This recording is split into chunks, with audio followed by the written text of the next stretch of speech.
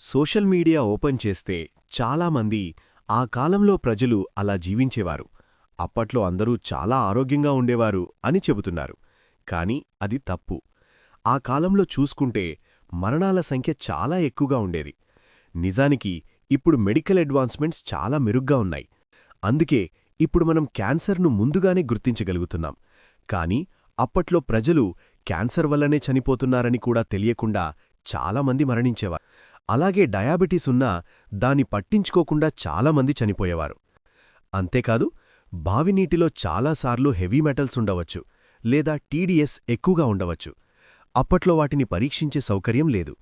అలాంటి నీరు తాగితే మీ కిడ్నీలో స్టోన్స్ ఏర్పడవచ్చు లేదా కిడ్నీ డ్యామేజ్ అయ్యి చాలామంది మరణించేవారు. ప్రపంచ ఆరోగ్య సంస్థ ప్రకారం 2000 టీడీఎస్ కంటే ఎక్కువున్న నీటిని మీరు తాగకూడదు. మీరు ఏమి చెయ్యాలి అంటే, నగరానికి బయట నివసించేవారు బోర్నీటిని ఉపయోగిస్తుంటే ఆన్లైన్లో టీడీఎస్ మీటర్ అనే ఒక పరికరం లభిస్తుంది. అది నీటిలో కరిగి ఉన్న ఉప్పుల మొత్తాన్ని కొలిచే మీటర్. మొదట టీడీఎస్ను చెక్ చేయండి.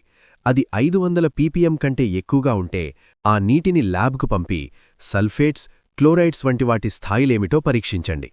ఆ తర్వాత దానికి సరిపోయే సరైన ఫిల్టర్ను మార్కెట్లో చూసి తప్పకుండా అమర్చండి. ఆ తర్వాత మాత్రమే ఆ నీటిని తాగండి.